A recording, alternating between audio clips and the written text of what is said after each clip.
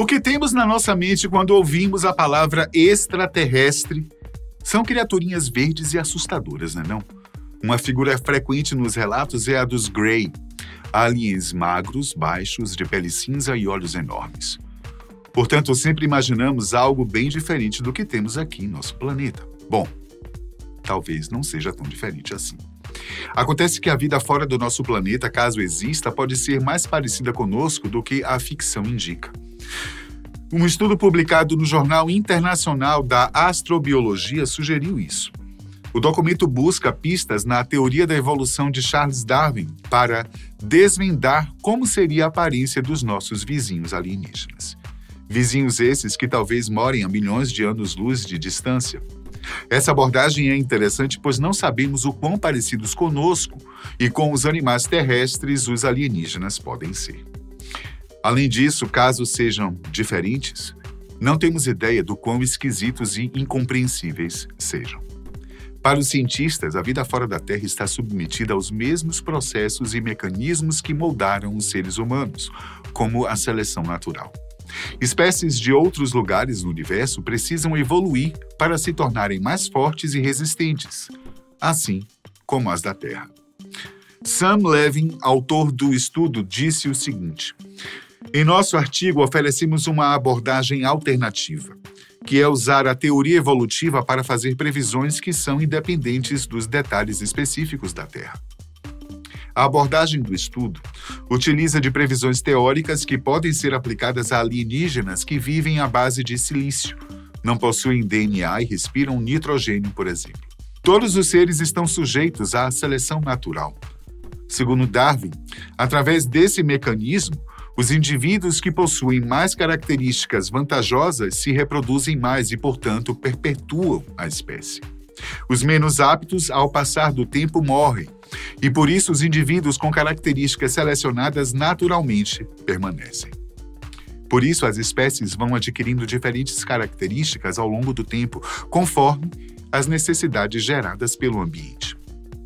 Ao prever que alienígenas passaram por grandes transições, que foi como a vida complexa surgiu em espécies na Terra, podemos dizer que existe um nível de previsibilidade para a evolução que faria com que eles se pareçam conosco, diz Levin. Essas grandes transições são eventos que ocorrem quando grupos separados de organismos se desenvolvem para um outro nível. A mudança de seres unicelulares para multicelulares é um exemplo. O pesquisador acredita que os ETs possuem uma organização complexa assim como nós. No entanto, é preciso ter bastante cuidado com essas alegações. O cientista nem de longe está dizendo que os alienígenas são exatamente como imaginamos.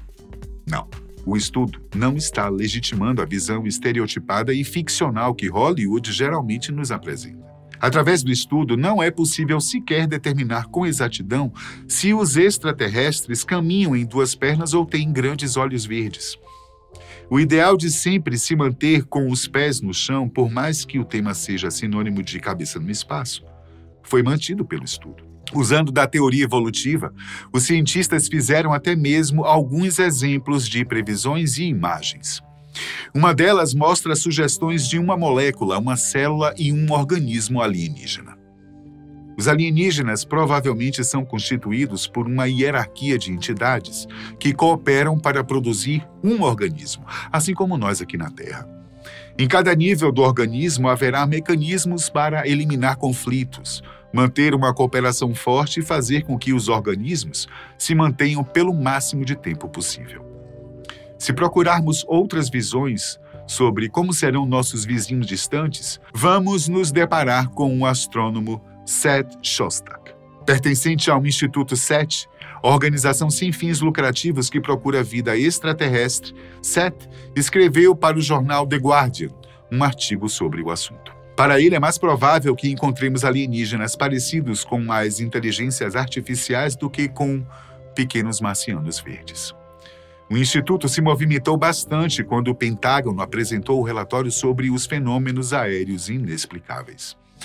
Porém, Seth considerou improvável que os alienígenas estejam em nossa galáxia. O pesquisador entende que eles não estejam em nosso espaço aéreo, seja agora ou em tempos históricos. Para ele, afirmações de que extraterrestres ajudaram a construir monumentos grandes e antigos no Egito, por exemplo, são ridículas. Shostak também não acha que os vídeos gravados pelas câmeras dos caças estadunidenses realmente mostraram naves alienígenas. Sua opinião entende que existem explicações mais terrenas para os vídeos, mesmo sendo aparentemente cético. Seth afirma que é muito provável que existam extraterrestres em algum lugar. Se extraterrestres vierem para a Terra, o cenário que se seguirá seria bem diferente do que captar um sinal de rádio alienígena ou detectar um laser piscando no céu. Modos de descoberta sendo perseguidos por meus colegas e por mim. Os alienígenas que produzem esses sinais estarão a anos-luz de distância e sua aparência e intenções não serão de grande preocupação, pontuou o membro do SET Institute. É improvável que os seres que cheguem em nosso planeta sejam formados de carbono, segundo o pesquisador. Sua visão indica que suas habilidades cognitivas não sejam alimentadas por uma massa esponjosa de células que chamamos de cérebro. Uma grande possibilidade é que estejam muito além da inteligência biológica e da própria tecnologia. Os alienígenas que vierem nos visitar podem sequer estar vivos. Como assim? Lembre-se que eu mencionei que Seth acredita que os extraterrestres se parecem com as inteligências artificiais? O motivo seriam as distâncias impressionantes das estrelas. A mais próxima de nós e do Sol é Próxima Centauri. A distância de incríveis 65 trilhões de quilômetros da Terra. O foguete mais rápido que temos levaria aproximadamente 75 mil anos para alcançá-la. Nenhum humano conseguiria resistir a tal viagem. Para os alienígenas conseguirem chegar aqui, precisariam de espaçonaves muito mais velozes. Isso, no entanto, é bem difícil. Para cobrir a distância de Próxima Centauri à Terra em 10 anos, por exemplo, os extraterrestres precisariam reunir muita energia. Seria necessário 600 milhões de vezes a energia do foguete Saturno V, um dos mais potentes de todos os tempos. Tal feito só seria possível através de uma tecnologia muito, mas muito avançada. Então, tais extraterrestres teriam que ser muito mais avançados do que nós, uma vez que o universo tem 3 vezes a idade do Sistema Solar. Não é difícil conjecturar que nossa galáxia pode abrigar possíveis sociedades que sejam muito antigas. Esses supostos novos podem ser tão antigos que vivem há milhões ou até bilhões de anos antes de nós e, por isso, conseguiram desenvolver um maior nível de tecnologia. É por isso que Shostak acredita que nossos visitantes, caso um dia cheguem, sejam máquinas extremamente avançadas baseadas em inteligência artificial. Essa visão se afasta de nossa expectativa bastante focada no homem, uma vez que sempre imaginamos alienígenas de sangue quente e corpo mole. Porém, não deixaria de ser bastante plausível. A evolução atual das inteligências artificiais indica que as máquinas serão capazes de vencer os humanos em um teste de QI em meados do nosso século. Se estamos tão próximos disso, certamente não é algo difícil para uma civilização interplanetária avançada. Seth diz assim, abre aspas, é razoável esperar que qualquer inteligência cósmica nos visitando seja sintética. E se exclui a fácil especulação sobre a aparência dos alienígenas. Se for uma máquina, quem se importa? O interessante é que os estudiosos concordam em uma coisa. Independente da aparência e natureza dos ETs, sejam eles de carne e osso ou não, um possível encontro com eles seria preocupante. O evento seria complexo para dizer o mínimo. Como não temos informações quase nenhuma sobre outras civilizações e teorizar sobre vidas em outros planetas é muito desafiador, façamos um exercício com os planetas de nosso sistema. Já imaginou como seriam os habitantes de cada um dos nossos planetas vizinhos aqui mesmo do Sistema Solar? Quais seriam suas aparências? A biologia especulativa consiste em imaginar animais, plantas e outros seres que podem existir no futuro, em outros planetas ou até em narrativas ficcionais. Vários autores e artistas fizeram projetos que envolveram biologia especulativa e destrincharam, quase que cientificamente, como seriam as características fisiológicas e comportamentais desses animais hipotéticos. Sabemos que não podemos chamar isso de ciência. Esses animais não foram encontrados, não foram estudados, e sequer sabemos se podem mesmo existir. Ainda por cima, geralmente tomamos por base a nossa própria vida na Terra, sem levar em conta que outras formas podem ser muito diferentes em contextos mais bizarros. Mesmo assim, é sempre bom imaginar e criar histórias, com uma pitadinha de ciência. Comecemos pelo local mais distante, Plutão. A vida teria muitas dificuldades para florescer aqui. Para começar, a temperatura de 200 graus negativos por conta da distância do Sol atrapalharia bastante a vida das criaturas dali. Uma possibilidade seria a de criaturas cristalinas, algo parecido com os vírus que temos aqui na Terra. Elas poderiam ficar lá, congeladas. O astrônomo Fred Royal acredita que os núcleos de cometas são cheios delas, e muitos dizem que Plutão não passaria de um cometa adormecido. Seria basicamente um código genético dentro de uma cápsula proteica, estagnado, sem comer, respirar, apenas à espera de uma célula para invadir. Ao nos aproximarmos um pouco mais do Sol, agora a apenas 4 bilhões de quilômetros dele, chegamos a Netuno. Netuno é um planeta gasoso constituído principalmente pelos gases metano, hélio e hidrogênio. A temperatura lá pode chegar a incríveis 218 graus negativos. Como seria a vida lá, então? Criaturas semelhantes aos nossos fungos podem ser a resposta. Eles precisariam proteger suas células com alguma substância anticongelante para aguentarem o frio. Sua reprodução seria através de esporos espalhados pelos ventos do planeta. Lembrando que o planeta é gasoso, então os esporos germinariam nas nuvens mais densas e seriam nutridos pelo material orgânico dali. Através das hastes, comuns nos fungos, aconteceria a absorção de nutrientes. No planeta vizinho, Urano não seria tão diferente. O corpo celeste ainda fica muito longe do Sol, e por isso há pouca energia disponível, o que dificulta a existência de formas de vida complexas. Urano é gasoso, composto principalmente de hidrogênio, hélio e metano. Além disso, ele gira com os polos voltados para o Sol. Isso faz com que a cada 80 anos esses polos entrem em um inverno sem luz de 20 anos. Os uranianos teriam que se mudar constantemente dos polos para o Equador para aproveitarem o Sol. Seria mais fácil serem parecidos com fungos, assim como Netuno. Os seres absorveriam, por sua pele cheia de poros, matéria orgânica. A luz faria o trabalho de transformar as moléculas em outras e, dessa forma, gerar o calor necessário. A mais ou menos 1,5 bilhão de quilômetros está Saturno, um planeta gasoso feito por hidrogênio, hélio, metânio, amônia e vestígios de vapor d'água. O planeta não é só frio, como tem ventos cortantes muito velozes, mais do que qualquer furacão da Terra. Dá para imaginar 2 tipos de seres vivendo aqui. Um tipo estaria nos polos, porque lá os ventos são menos violentos. Eles teriam asas grandes como velas para propulsão e para captar energia solar. O outro tipo ficaria perto do equador do planeta, com asas menores. Ambos não teriam superfície para captar energia. Afinal, o planeta é gasoso, então seria necessário a ajuda de bactérias para realizar reações químicas e gerar energia. Se você está achando esses seres estranhos, espere para ver os de Júpiter. O planeta é o maior do sistema, com uma massa mais de 300 vezes maior do que a da Terra. A gravidade lá é bem mais forte e as temperaturas podem chegar aos 100 graus negativos. Por ser gasoso, os alienígenas de Júpiter teriam que voar. Para isso, é provável que o corpo deles seja parecido com o da medusa, aquele animal marinho aqui da Terra. O ser seria oco, com uma grande abertura na parte de baixo e vários poros em cima. Os poderosos ventos de Júpiter entrariam por baixo e inflariam um corpo tipo um balão.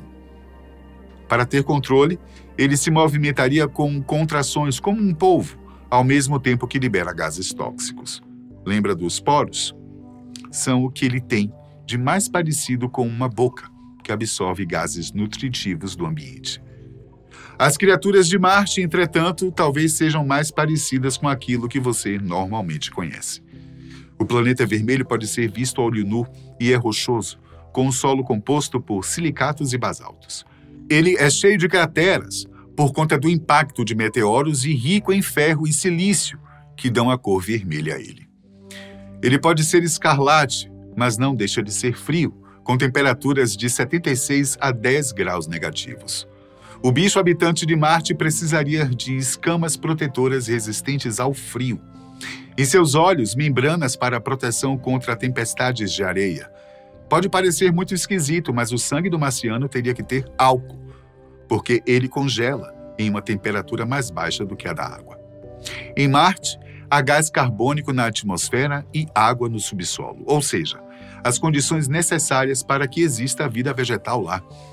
O alienígena pode comer plantas e ter longas pernas para saltar na gravidade baixa do planeta. Marte é bastante habitável considerando as condições dos outros planetas do Sistema Solar. E dá para perceber por que muitos pensam em fazer uma colonização humana lá. Se antes o problema era o frio congelante, quando chegamos a Vênus a questão é o calor escaldante. A temperatura lá pode exceder os 450 graus Celsius. Tirando esse fator, o planeta até se parece com o nosso. É rochoso, composto por silicatos e basaltos e também tem uma atmosfera com nitrogênio, gás carbônico e vapor d'água. Para imaginar uma forma de vida num lugar tão quente, temos que ser bastante criativos, viu? Talvez os alienígenas ali presentes sejam parecidos com o animal tatu que já conhecemos. Isso porque o subsolo seria uma ótima maneira de escapar do calor da superfície. Então eles viveriam enterrados e achariam a água ali mesmo no subterrâneo. Para isso, é necessário garras. Elas serviriam tanto para escavar quanto para se prender e evitar ser levado pelos ventos de lá. O detalhe final é o cheiro horrível de ovo podre, porque a concentração de enxofre em Vênus é altíssima. Finalmente, chegamos ao planeta mais próximo do Sol, Mercúrio. São apenas 58 milhões de quilômetros de distância aproximadamente. O planeta é rochoso e com várias crateras. Já a sua atmosfera é composta na maior parte por hélio e por hidrogênio em menor quantidade. Dá para imaginar também que a temperatura aqui é elevadíssima. Porém, aqueles que pensam que é assim o tempo todo estão completamente enganados. Quando não está sob a luz do Sol, ou seja, durante a noite, a superfície do planeta faz um frio brutal. Tanto uma ponta quanto a outra do Sistema Solar são muito inóspitas e teriam dificuldade em abrigar vida. A solução para os mercurianos seria viver nas diversas crateras que o planeta tem em seus polos. Os alienígenas teriam que ser diminutos, provavelmente unicelulares. É preciso ser simples por conta da falta de luz e também da atmosfera muito rarefeita. O silício é muito comum na areia de Mercúrio e por isso pode ser a substância principal nas moléculas desse micro-organismo primitivo. Explorando um pouco mais além de nosso sistema, podemos perceber que a vida pode atingir formas muito variadas em planetas desconhecidos.